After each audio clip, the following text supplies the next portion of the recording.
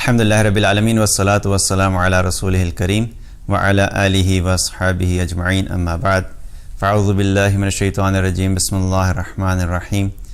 رب اشرح لی صدری ویسر لی امری واحلل عقدۃ من لسانی یفقہوا قولی۔ دنیا میں جتنے بھی انسان ہیں، اگر ان انسانوں کا ایک انالیسس کیا جائے تو آپ کو پتہ لگے کہ مختلف قسم کے خوف لوگوں کے دلوں میں ہوتے ہیں، اور خوف کے اعتبار سے اگر انسانوں کو ڈیوائیڈ کیا جائے تو ایک وہ لوگ ہوتے ہیں جن کے دلوں میں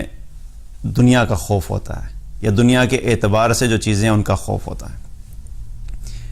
دنیا کے کھو جانے کا خوف، مال کے چلے جانے کا خوف، دنیا میں ناکام ہو جانے کا خوف،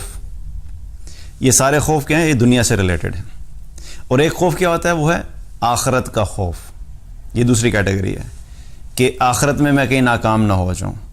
آخرت میں اللہ کے سامنے جب پہنچوں تو مجھے کامیاب ہونا چاہیے، آخرت میں میرے اعمال اگر قبول نہیں ہوئے تو پھر کیا ہوگا، قیامت کے دن میں کہاں پہ کھڑا ہوں گا۔ یہ آخرت سے ریلیٹڈ خوف ہے۔ اب جو دنیا سے ریلیٹڈ خوف ہے، اس میں مال کے چلے جانے کا خوف جو ہے، اس کی وجہ سے بہت سارے مسائل پیدا ہوتے ہیں کہ مال چلا گیا تو پھر کیا ہوگا، میرا مال جب کم ہو جائے گا تو میرا سوشل سٹیٹس کم ہو جائے گا، میں جس گھر میں رہتا ہوں اچھا گھر چھوڑ کے مجھے سستے گھر میں جانا پڑے گا، مجھے اچھی لوکیشن چھوڑ کے کسی سستی لوکیشن میں جانا پڑے گا، میں تو اتنے مہنگے کپڑے پہننے کا عادی ہوں، 15,000 کا سوٹ پہنتا ہوں یا پہنتی ہوں، اب مجھے 5,000 کا سوٹ پہننا پڑے گا۔ میری فرینڈس کے اندر، میرے دوستوں کے اندر میرا ایک مقام ہے، میرا ایک نام ہے کہ یہ بڑے مہنگے کپڑے پہنتا ہے۔ اب جب مال کم ہوگا تو مجھے سستے کپڑے پہننے پڑیں گے، تو میں تو اپنے دوستوں سے نیچے آ جاؤں گا، اپنی فیملی کی کمپٹیشن میں پیچھے رہ جاؤں گا۔ تو یہ کیا ہے؟ یہ بھی ایک خوف ہوتا ہے کہ کہیں میں لوگوں سے دنیا کے کمپٹیشن میں پیچھے نہ رہ جاؤں۔ اور اسی طریقے سے یہ خوف کہ میرے بچے اگر اچھے اسکول میں جا رہے تھے، اب پیسے کم ہو جائیں گے تو کسی سستے اسکول میں ڈالنا پڑے گا، تو کس منہ سے میں اپنے دوستوں میں، اپنی سہیلیوں میں اور اپنے خاندان والوں میں جا کے بتاؤں گا کہ میرے بچے جو ہیں تمہارے بچوں کے اسکول کی نسبت کم اسکول میں، یا کم پیسے والے اسکول میں، یا کم سٹینڈرڈ کے اسکول میں پڑھتے ہیں۔ اور کچھ لوگوں کو بیویوں کا بھی خوف ہوتا ہے، یہ ایک الگ قسم کا خوف ہے کہ بیویوں سے ڈرتے ہیں، اور اس بات میں ڈرتے ہیں کہ اب جب ڈرنا شروع کرتے ہیں تو یہ بھی نہیں دیکھتے کہ اللہ کی فرما برداری یا نافرمانی والا کام ہے کہ نہیں، بس چونکہ بیوی ناراض نہ ہو جائے اس چکر میں ہر بات بیوی کی ماننا۔ اور خاوند کے لیے بھی یہی ہے، کچھ بیویاں ایسی ہوتی ہیں جو اپنے خاوندوں سے ڈرتی ہیں، اور اس اعتبار سے وہ یہ بھی نہیں دیکھتی کہ کہیں خاوند جو کرنے کا حکم دے رہا ہو، جس سے منع کرنے کے بارے میں بتا رہا ہے، کہیں اس میں اللہ کی نافرمانی تو نہیں ہے۔ کتنے ہی ایسے کیسز ہیں جو میرے علم میں ہیں، اور اکثر لوگ بتاتے بھی ہیں کہ بیویاں کہتی ہیں کہ میرا خاوند مجھے کہتا ہے کہ تم نے پردہ نہیں کرنا۔ تھنک اباؤٹ اٹ، میرا خاوند مجھے کہتا ہے کہ تم نے پردہ نہیں کرنا۔ تم کیا شادی میں پردہ کر کے جاؤ گی؟ شادی میں سارے اتنے اچھے اچھے کپڑے پہن کے آئیں گی، اور تم کیا یہ برقع پہن کے ماسیوں کی طرح شادی میں چلی جاؤ گی؟ سو ایسے بھی کیسز ہیں کہ جن کے خاوند اپنی بیویوں کو کہتے ہیں پردہ نہیں کرو، حالانکہ جو بیوی ہے وہ خاوند کو اللہ نے کس لیے دیا ہے کہ اس بیوی کو تم نے انجوائے کرنا ہے، اس کی خوبصورتی کو، اس کے میک اپ کو، اس کے اچھے کپڑوں کو تم نے انجوائے کرنا ہے، اللہ نے تمہارے لیے حلال کیا ہے، نہ یہ کہ اس کو ڈیکوریشن پیس بنا کے پوری دنیا کے سامنے سجا دیا جائے تاکہ ساری دنیا اس کو دیکھ کے انجوائے کر رہی ہو۔ تو بہرحال ایک ڈیفرنٹ ڈائریکشن میں بات چلی جائے گی۔ تو کیا ہے کہ مختلف طرح کے خوف ہوتے ہیں ہمارے دلوں میں۔ اسی طریقے سے کچھ لوگوں ٹیچر کا بھی خوف ہوتا ہے، باس کا بھی ڈر ہوتا ہے، کچھ لوگ باس سے بہت ڈرتے ہیں، مخلوق کا ڈر، ٹیچر کا بھی بڑا ڈر ہوتا ہے۔ کچھ ایسے ٹیچرز ہوتے ہیں جو بڑے اسٹرکٹ ہوتے ہیں، ان سے ڈر لگتا ہے۔ مجھے ابھی بھی یاد ہے، ہمارے کلاس 6 یا 7 کی بات ہے، ہمارے اسلامیات کے ٹیچر ہوتے تھے، اللہ تعالیٰ ان کو ایمان عطا فرمائے، میری خیر ملاقات نہیں ہے، واللہ عالم کدھر ہے۔ بڑے اسٹرکٹ تھے، بڑے سخت تھے، اور ماشاءاللہ ان کی صحت بھی اچھی تھی،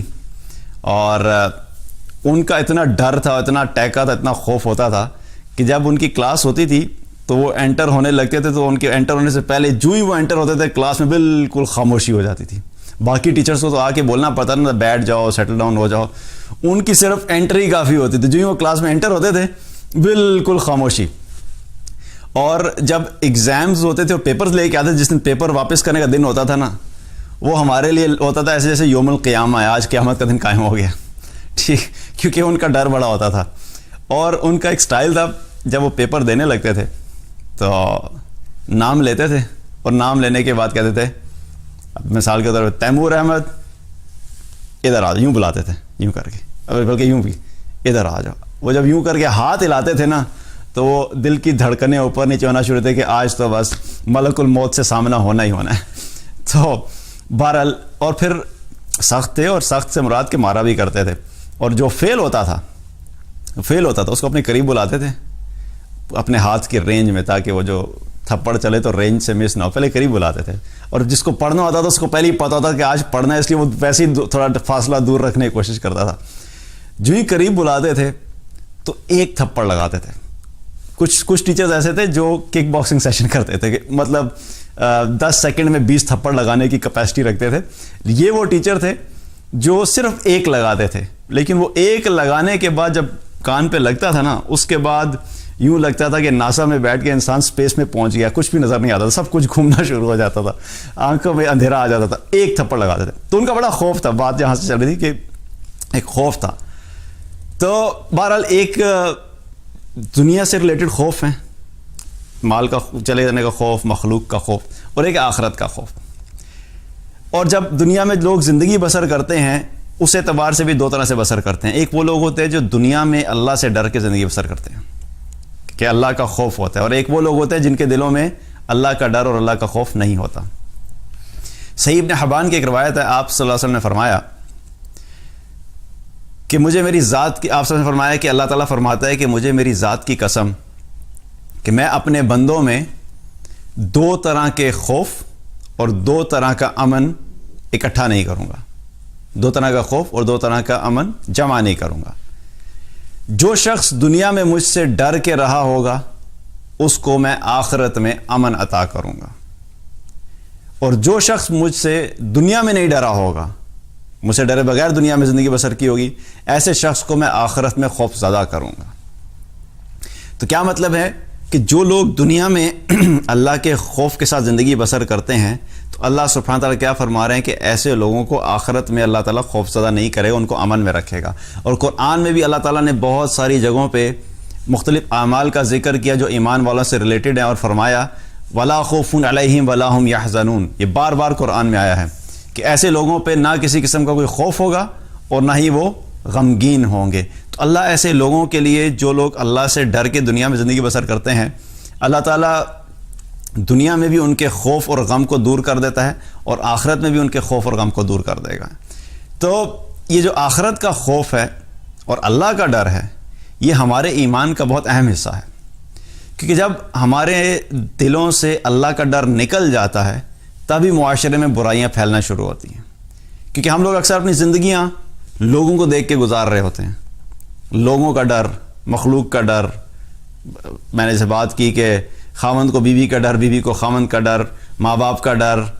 اپنے دوستوں کی ناراضگی کا ڈر، فیملی والوں کا ڈر، یہ سارے خوف ہم نے پالے ہوتے ہیں. یہ سارے بھوت ہم نے خوف والے جو ہے نا اپنے دلوں میں اکٹھے کیے ہوئے ہوتے ہیں. اور ایک جو ڈر ہونا چاہیے تھا، جس ذات کا ڈر ہونا چاہیے تھا، اس کی جگہ ہی نہیں رہتی. کتنے سارے ڈر ہم نے پالے ہوئے ہوتے تو اللہ کا ڈر نکل جاتا ہے. اور اگر اللہ کا ڈر دل میں آ جائے تو اللہ تعالیٰ پھر تمام مخلوق کے ڈر کو دور کر دیتا ہے. اب یہ اللہ کا خوف کیوں ضروری ہے؟ یہ ایمان والوں کی ایک کریکٹرسٹک بھی ہے. ایمان والے جو ہیں وہ ان کی کریکٹر، ان کی صفت میں سے ایک ہے کہ اللہ کا خوف ان کے دلوں میں ہوتا ہے. قرآن میں اللہ تعالیٰ نے فرمایا تتجافى جنوبهم عن المضاجع يدعون ربهم خوفا وطمعا ومما رزقناهم ينفقون. ایمان والے کون ہیں؟ کہ جن کی پشت، جن کے پہلو راتوں کو بستروں سے الگ رہتے ہیں اور وہ اپنے رب کو خوف اور امید سے پکارتے ہیں، اور جو رزق اللہ نے ان کو دیا ہے اس رزق میں سے اللہ کے راستے میں خرچ کرتے ہیں. یہ ایمان والوں کی ایک صفت اللہ تعالیٰ نے بیان فرمائی. اسی طریقے سے اللہ تعالیٰ نے قرآن میں ایمان والوں کی ایک اور جگہ ایک صفت بیان فرمائی، انما المؤمنون الذین اذا ذکر اللہ وجلت قلوبہم. ایمان والے کون ہیں؟ کہ جب ان کے سامنے اللہ کا تذکرہ کیا جاتا ہے، اللہ کا ذکر آتا ہے تو ان کے دل ڈر جاتے ہیں. ان کے دل اللہ کے سامنے کھڑے ہونے سے ڈر جاتے ہیں. تو یہ کیا ہے؟ ایمان والوں کی یہ بھی ایک صفت ہے. اور اللہ سبحانہ تعالیٰ نے نبی صلی اللہ علیہ وسلم کو بھی جب دعوت کے لیے بولا تو پہلی آیات کیا تھی؟ یا ایھا المدثر قم فانذر، کہ اے کمبل میں لپٹے ہوئے اٹھیے اور جا کے لوگوں کو خبردار کیجئے، لوگوں کو ڈرائیے۔ کس بات سے؟ آخرت کی ناکامی کے ڈر سے، آخرت میں ناکامی کے خوف سے لوگوں کو بتائیے کہ کہیں اپنی زندگیاں اس طریقے سے گزارو کہ کہیں تم آخرت میں ناکام نہیں ہو جاؤ۔ تو یہ خوف جو ہے، خوف اللہ کا ڈر ہونا اور آخرت میں ناکامی کا خوف ہونا، یہ ایسی چیز ہے کہ جو انسان کو اللہ کی اطاعت پہ رکھتی ہے، کیونکہ یہ چیز جب نکل جاتی ہے تو پھر کیا ہوتا ہے؟ پھر انسان ایک جانوروں والی زندگی بسر کرتا ہے، اور پھر اس کے کوئی جو باؤنڈریز ہوتی ہیں وہ نہیں رہتی۔ وہ پھر اللہ کے، ایک دفعہ انسان اللہ کی اطاعت سے نکل گیا اور اللہ کے خوف ختم ہو گیا اس کے دل میں، تو پھر اس کے لیے کوئی لیمٹس نہیں رہتی۔ حضرت علی رضی اللہ عنہ اپنے دور کے بارے میں بتاتے ہیں کہ جب علی رضی اللہ عنہ خلیفہ تھے، اس وقت بہت سارے صحابہ جو تھے وہ اس دنیا سے جا چکے تھے۔ بہت سارے بڑے بڑے صحابہ تھے، ابو بکر، عمر، عثمان رضی اللہ عنہم اجمعین، وہ سب نہیں تھے، اور بھی بہت سارے صحابہ جا چکے تھے۔ تو ایک مرتبہ نماز پڑھی اور نماز پڑھ کے لوگوں کی طرف متوجہ ہوئے اور ان کو کہنے لگے کہ میں نے اللہ کے رسول صلی اللہ علیہ وسلم کے صحابہ کو دیکھا ہے۔ اب یہ سوچئے نا کہ ایک کیسی فیلنگ ہوگی کہ جن کے ساتھ علی رضی اللہ عنہ نے اکٹھے مل کے ایک اسلام کے مشن کو لے کے چلے، ابو بکر، عمر، علی، عثمان، عبد الرحمن بن عوف، خالد بن ولید، طلحہ بن عبید اللہ، زبیر بن عوام، سارے ماشاءاللہ سے اکٹھے رہے اور اللہ کے دین کے لیے محنت کی۔ تو ظاہر ہے ایسے لوگوں کے ساتھ ایک محبت ہوتی ہے، ایک ویسے ہی ایک الفت ہو جاتی ہے، اور ویسے بھی جو ایمان والا رشتہ ہوتا ہے نا، ایمان کا جو بھائی چارہ ہوتا ہے، وہ کئی دفعہ اصلی بھائی چارے سے بھی آگے چلا جاتا ہے۔ تو بہرحال تو انہوں نے ایک دفعہ بیٹھ کے لوگوں کے سامنے بات کی، اور لوگوں کے سامنے جب بات کی تو کہنے لگے لوگوں کو کہ میں نے اللہ کے رسول صلی اللہ علیہ وسلم کے صحابہ کو دیکھا ہے، وہ اس حال میں آیا کرتے تھے کہ جب وہ آتے تھے ان کی پیشانیوں پر سجدے کے نشان ہوتے تھے، ان کی پیشانیوں پر سجدے کے نشان ہوتے تھے، اور ان کا حال ایسا ہوتا تھا کہ بالکل بال پراگاندہ حال میں، اور ان کے چہرے زرد ہوتے تھے۔ راتوں کو قرآن کی تلاوت میں گزارا کرتے تھے راتوں کو، اور کبھی قیام، کبھی سجدہ، کبھی رکوع میں رات ساری گزار دیا کرتے تھے۔ اور یہ وہ لوگ تھے کہ جب ان کے سامنے اللہ کا ذکر کیا جاتا تھا تو وہ ایسے جھک جاتے تھے کہ جیسے طوفان یا آندھی والا دن ہوتا ہے اور اس آندھی کی وجہ سے درخت جھک جاتے ہیں۔ اور نہ صرف وہ جھک جایا کرتے تھے اللہ کے ڈر سے، بلکہ ان کی آنکھوں سے آنسو جاری ہو جاتے تھے، اور ایسے آنسو ان کی آنکھوں سے نکلتے تھے کہ ان کے کپڑے تر ہو جاتے تھے ان آنسوؤں کی وجہ سے۔ اور آج میں یہ دیکھ رہا ہوں کہ تم میں سے کوئی بھی ایسا شخص نہیں ہے کہ جس میں وہ خصوصیات پائی جائیں اور تم لوگ ایسے لگتا ہے کہ جیسے غفلت میں زندگی بسر کر رہے ہو۔ تو یہ صحابہ کا حال تھا کہ اللہ کے ڈر سے، اللہ کے خوف سے ان کے دل لرز جایا کرتے تھے۔ اب یہ خوف، اللہ کا جو خوف ہے، اس کی فضیلت کیا ہے، یہ کیوں ضروری ہے، اور جن لوگوں میں اللہ کا خوف ہوتا ہے ان کا کیا مقام ہے۔ آپ صلی اللہ علیہ وسلم نے ایک حدیث میں بیان فرمایا کہ آخرت میں اللہ کے عرش کے سائے کے نیچے جو لوگ ہوں گے، 7 طرح کے لوگ ہیں، رائٹ، 7 کیٹیگریز ہیں۔ ان میں سے ایک شخص وہ ہے، وہ کون سا شخص ہوگا کہ جس کے بارے میں آپ صلی اللہ علیہ وسلم نے فرمایا کہ اس شخص کو کسی حسب نسب والی خوبصورت عورت نے، حسین و جمیل عورت نے گناہ کی دعوت دی، اور اس نے اس گناہ کو چھوڑ دیا اور یہ کہہ کے چھوڑ دیا کہ میں اللہ سے ڈرتا ہوں۔ اللہ کے ڈر کی وجہ سے اس گناہ سے دور رہا، اس وجہ سے نہیں دور ہوا کہ کہیں پولیس نہ آ جائے، اس ڈر سے نہیں اس کو چھوڑ دیا کہ ماں باپ کو پتہ لگے تو میرے ماں باپ کیا کہیں گے، اس وجہ سے نہیں چھوڑ دیا کہ میرے خاندان والوں کو پتہ لگے تو میری کیا عزت رہ جائے گی، اس وجہ سے اس گناہ کو چھوڑ دیا کہ میں اللہ سے ڈرتا ہوں۔ تو یہ اللہ کا خوف جو ہے ایسے شخص کو کہاں پہ پہنچائے گا؟ قیامت کے دن اللہ تعالیٰ ایسے شخص کو اپنے عرش کا سایہ نصیب کرے گا۔ کیا وجہ بنی؟ اللہ کا خوف۔ اسی طریقے سے انہی 7 لوگوں میں سے ایک اور کیٹیگری ہے کہ جس کے بارے میں آپ صلی اللہ علیہ وسلم نے فرمایا کہ جو شخص بھی اللہ کو اکیلے میں یاد کرے اور اللہ کو یاد کرنے کی وجہ سے اس کی آنکھوں سے آنسو جاری ہو جائیں تو ایسے شخص کو بھی اللہ تعالیٰ قیامت کے دن اپنے عرش کے سائے کے نیچے رکھے گا۔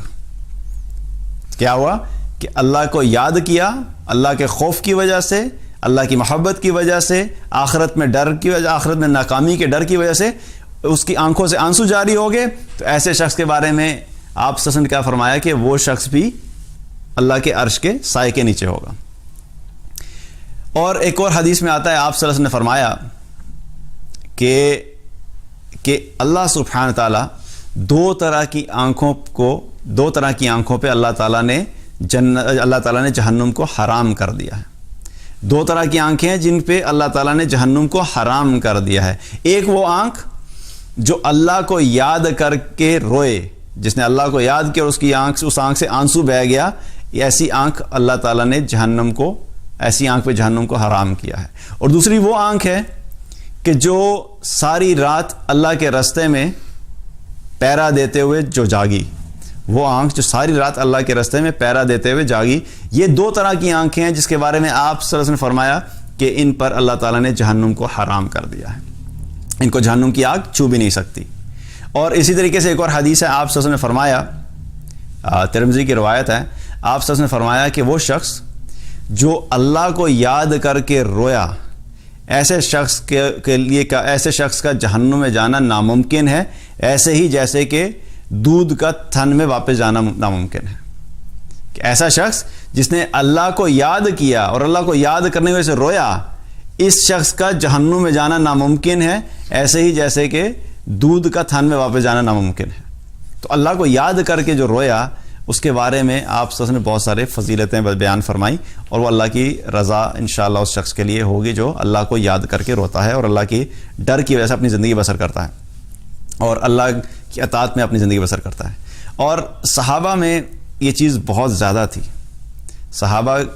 کے بارے میں اللہ تعالیٰ نے قرآن میں جو بار بار گارنٹیز دیں کامیابی کی, رضی اللہ عنہم ورضوا عنہ, وہ ایک جگہ پہ نہیں صرف فرمایا قرآن میں, اللہ تعالیٰ نے قرآن میں بہت ساری جگہوں پہ فرمایا رضی اللہ عنہم ورضوا عنہ, رضی اللہ عنہم ورضوا عنہ. ایک جگہ پہ اللہ تعالیٰ نے کیا فرمایا, رضی اللہ عنہم ورضوا عنہ ذالک لمن خشی ربہ, کہ اللہ ان سے راضی ہوگا اور یہ اللہ سے راضی ہوگا. کس وجہ سے؟ کیونکہ یہ لوگ اللہ سے ڈرتے تھے, اللہ کے ڈر کی وجہ سے, اللہ کے خوف کی وجہ سے اللہ تعالیٰ ان سے راضی ہو گیا. ابوبکر رضی اللہ عنہ کا مقام ہم سب کو پتہ ہے. ان کے اندر اللہ کا کیا ڈر تھا, آخرت کا کیا ڈر تھا, کہ وہ فرمایا کرتے تھے کاش کہ میں پیدا ہی نہ ہوا ہوتا, کاش کہ میں ایک گھاس پھوس ہوتا, کاش کہ میری ماں نے مجھے جنا ہی نہ ہوتا, کاش کہ میں ایک تنکا ہوتا, کہ مجھے قیامت کے دن اپنا حساب کتاب نہ دینا پڑتا. ایسا ڈر ان کے دل میں تھا آخرت کا. حالانکہ ان کا مقام کیا ہے, آپ صلی اللہ علیہ وسلم کے ساتھ ایک دو بیٹھے ہوئے تھے, اور آپ صلی اللہ علیہ وسلم نے ان کے سامنے فرمایا کہ ابوبکر رضی اللہ عنہ کے سامنے فرمایا کہ ایک شخص ہوگا قیامت کے دن, وہ جنت کے دروازوں کی طرف بڑھے گا, اور جب وہ جنت کے دروازوں کی طرف بڑھے گا تو جنت کے سارے دروازے اسے کہیں گے مرحبا ادھر سے آ جائیں, ہم میں سے داخل ہو جائیں. تو ابوبکر رضی اللہ عنہ نے کیا فرمایا, ابوبکر رضی اللہ عنہ نے کیا عرض کیا کہ یا رسول اللہ, وہ شخص تو بڑا خوش نصیب ہوگا جس کو جنت کے 8 دروازے بلائیں. اور یہ فیکٹ ہے, ایک دروازے سے ہم داخل ہو جائیں تو اللہ کا بڑا کرم ہے. تو وہ شخص جس کو جنت کے 8 دروازے بلا رہے ہیں اس کا بڑا مقام ہے. تو آپ صلی اللہ علیہ وسلم نے فرمایا کہ ابوبکر تم نے بالکل صحیح کہا, اور وہ شخص تم ہو گئے. ان کے پاس گارنٹی موجود تھی کہ جنت کے 8 دروازے بلا رہے ہیں, اور اس کے باوجود کیا فرما رہے ہیں کہ کاش کہ میں پیدا ہی نہ ہوتا. یہ آخرت کا ڈر تھا. اسی طریقے سے عمر رضی اللہ عنہ فرمایا کرتے تھے کہ اگر آسمانوں پہ یہ ندا لگائی جائے یا منادی کی جائے کہ سارے لوگ, جتنے بھی لوگ اس دنیا میں ہیں, سارے کے سارے جنت میں چلے جائیں گے سوائے ایک شخص کے, تو مجھے اس چیز کا خوف ہے کہ وہ شخص میں ہوں گا. اللہ اکبر, کہ سارے جنت میں چلے جائیں گے, ایک صرف نہیں جائے گا, تو مجھے ڈر ہے کہ میں وہ شخص ہوں گا جو جنت میں نہ جا سکوں. حالانکہ عمر رضی اللہ عنہ کا کیا مقام ہے, آپ سب نے کیا فرمایا, میرے بعد اگر کوئی نبی ہوتا تو عمر ہوتا. اور عمر رضی اللہ عنہ وہ ہیں جن کو اللہ کے رسول صلی اللہ علیہ وسلم نے دعا کر کر کے اللہ سے مانگا تھا, دعا کی تھی ان کے لیے کہ یا اللہ, دو لوگوں کے لیے دعا کی تھی کہ یا اللہ عمر بن الخطاب اور ابو جہل میں سے کسی ایک کے ذریعے سے اسلام کو طاقت عطا فرما. اور ایک روایت میں کیا آتا ہے کہ اللہ تعالیٰ, اللہ کے رسول صلی اللہ علیہ وسلم نے دعا یہ کی تھی کہ یا اللہ ان دونوں میں سے جو تجھے زیادہ محبوب ہے اس کے ذریعے سے اسلام کو طاقت عطا فرما. تو اللہ سبحانہ تعالیٰ نے عمر بن الخطاب رضی اللہ عنہ کو اسلام میں داخل فرمایا. تو اس سے کیا پتہ لگتا ہے کہ اللہ کے نزدیک عمر رضی اللہ عنہ کا مقام بہت بلند تھا, کہ آپ صلی اللہ علیہ وسلم نے نام لے کے ان کو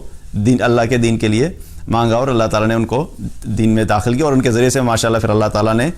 اسلام کو جو بہت بڑا مقام دیا اور جو فتوحات ملی وہ ہم سب کو پتہ ہے۔ تو عمر رضی اللہ عنہ بھی فکر آخرت کی کیا تھی، حالانکہ ان کے پاس بھی گارنٹی موجود ہے۔ رسول اللہ صلی اللہ علیہ وسلم نے جب بشارت دی تھی جنت کی، تو ابوبکر فی الجنہ، عمر فی الجنہ، عثمان فی الجنہ، علی فی الجنہ، یہ عشرہ مبشرہ جو ہیں ان سب کے پاس گارنٹی موجود تھی، لیکن اس کے باوجود عمر رضی اللہ کیا فرما رہے ہیں کہ کہیں وہ شخص میں نہ ہوں کہ جو ناکام ہو جائے۔ اور اس طریقے سے عثمان رضی اللہ عنہ بھی فرمایا کرتے تھے، عثمان رضی اللہ عنہ بھی اپنے آخرت کے خوف میں اور آخرت کے ڈر میں کیا فرمایا کرتے تھے کہ میرا دل چاہتا ہے کہ جب میں مروں تو اللہ تعالیٰ مجھے دوبارہ زندہ ہی نہ کرے تاکہ مجھے کوئی حساب نہ دینا پڑے۔ جب میں مروں تو اللہ مجھے دوبارہ زندہ ہی نہ کرے تاکہ مجھے کوئی حساب نہ دینا پڑے۔ حالانکہ یہ بھی کون ہے جن کے پاس گارنٹی موجود ہے کہ انشاءاللہ یہ کامیاب لوگوں میں سے ہیں۔ تو یہ جو خوف ہے اللہ کا، یہ ہمارے لیے اس لیے بہت ضروری ہے کہ یہ وہ چیز ہے جو ہمیں گناہوں سے دور رکھتی ہے۔ کیونکہ دیکھیے ایک چیز یاد رکھیں، آج ہم کسی شخص کے ڈر کی وجہ سے عمل کر لیں گے یا چھوڑ دیں گے، ماں باپ کے ڈر کی وجہ سے عمل کر لیں گے، دوستوں کے پریشر کی وجہ سے کر لیں گے، فیملی کے پریشر کی وجہ سے کر لیں گے، لوگوں کے سامنے اچھا لگنے کے لیے عمل کر لیں گے، لیکن جس ذات نے قیامت والے دن فیصلے کرنے ہیں اگر اس ذات کے لیے عمل نہیں کیا تو پھر جب یہ سارے لوگ آگے پیچھے ہوں گے تو ہمارے عمل بھی چھوٹ جاتے ہیں۔ ماں باپ کے ڈر سے جو عمل ہوگا وہ صرف اس وقت تک ہوگا جب تک ماں باپ دیکھ رہے ہیں، جب ماں باپ نہیں دیکھیں گے تو کیا ہوگا؟ عمل نہیں ہوگا، کیونکہ اللہ کے لیے نہیں کیا، ماں باپ کے لیے ہو رہا تھا۔ اسی طریقے سے دوستوں کے درمیان جو ہے وہ اچھے اعمال کر لیے صرف اس وجہ سے کہ دوست کیا کہیں گے، یار یہ اچھا انسان نہیں ہے، لیکن جب دوست یار آگے پیچھے ہوں گے تو کیا ہوگا؟ وہ عمل نہیں ہوگا، کیونکہ اللہ کی خاطر نہیں کیا۔ اس لیے یہ جو مخلوق کا ڈر ہے، لوگوں کا ڈر ہے، اور لوگوں کی وجہ سے ہم جو زندگیاں بسر کرتے ہیں، لوگوں کو دیکھ کے ہم جو زندگیاں بسر کرتے ہیں، اس کو اپنے اندر سے نکالنا ہے اور اصل میں اللہ کا ڈر دل میں ڈالنا ہے۔ جب اللہ کا خوف ہوگا تو پھر انسان اکیلے میں بھی اللہ کی اطاعت کرے گا، انسان اکیلے میں بھی ان گناہوں سے اپنے آپ کو دور رکھے گا جس کی وجہ سے اللہ کی نافرمانی ہوتی ہے، جس کی وجہ سے وہ ناکام ہو سکتا ہے، کیونکہ یہ وہ خوف ہے جو انسان کو اللہ کی اطاعت کے اوپر لے کے آتا ہے۔ اگر اللہ کا خوف ہمارے دلوں میں نہیں ہے تو پھر وقتی طور پہ شاید عمل ہو جائے گا، لیکن حقیقت میں وہ عمل بھی اس لیے قبول نہیں ہوگا کیونکہ وہ اللہ کی خاطر نہیں کیا گیا، لوگوں کی خاطر کیا گیا ہے۔ تو یہ جو مختلف طرح کے خوف جو میں نے ذکر کیا، ہمیں اپنی زندگیوں میں اس چیز کی محنت کرنی ہے کہ اللہ کا ڈر اور اللہ کا خوف ہمارے دلوں میں ہو، کیونکہ یہی وہ چیز ہے جو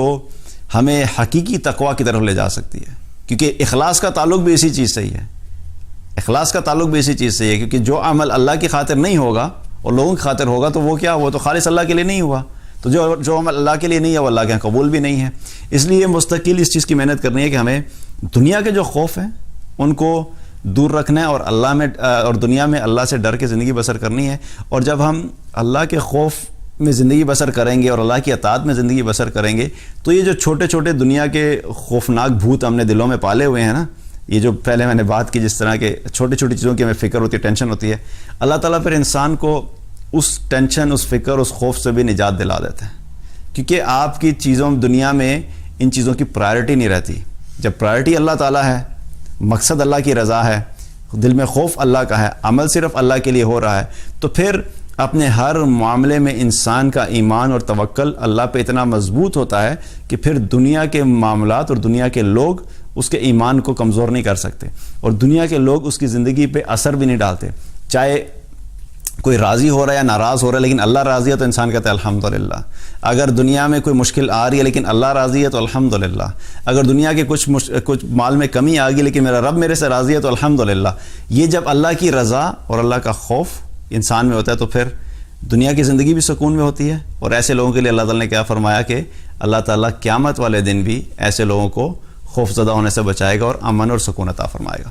اللہ تعالیٰ مجھے بھی عمل کی توفیق عطا فرمائے، ہم سب کو عمل کی توفیق عطا فرمائے، اور اپنی حقیقی محبت اور اصل ڈر جو خوف الہی ہے ہم سب کو عطا فرمائے، اور اس کے ذریعے سے اللہ تعالیٰ ہمیں دنیا اور آخرت میں کامیاب فرمائے۔